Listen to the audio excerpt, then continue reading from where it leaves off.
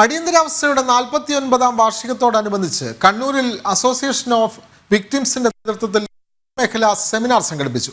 അടിയന്തരാവസ്ഥയും ജനാധിപത്യവും എന്ന സെമിനാറിൽ BJP ദേശീയ സമിതി അംഗം CK പത്മനാഭൻ വിഷയാവതരണം നടത്തി.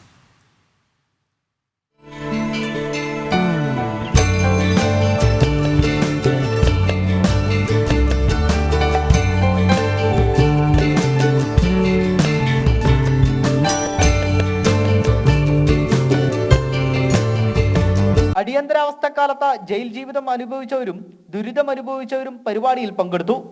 Association of the emergency victim സംസ്ഥാന പ്രസിഡന്റ് K. ശിവദാസ് അധ്യക്ഷനായി. CK പത്മനാഭൻ വിഷയാവതരണം നടത്തി.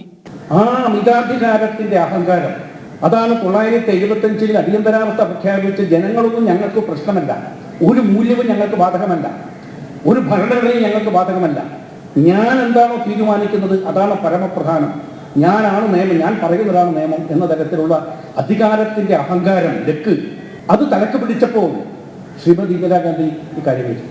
കണ്ണൂർ ജവഹർ ലൈബ്രറി ഓഡിറ്റോറിയത്തിൽ നടന്ന പരിപാടിയിൽ നൂറുകണക്കിന് ആളുകളാണ് പങ്കെടുത്തത്. സ്വതന്ത്ര ചിന്തകൻ AP അഹമ്മദ്, മാധ്യമ സംവാദകൻ ഷാജി പാണ്ഡ്യാല, BJP ജില്ലാ പ്രസിഡന്റ് N. ഹരിദാസ് തുടങ്ങിയവർ പ്രഭാഷണം നടത്തി. RSS Prant Sanghchalak KK Balram, A. Damodaran, C. Raghunath, ML Ashwini, KN Narayanan തുടങ്ങിയവർ പരിപാടിയിൽ പങ്കെടുത്തു. ജനം, കണ്ണൂർ.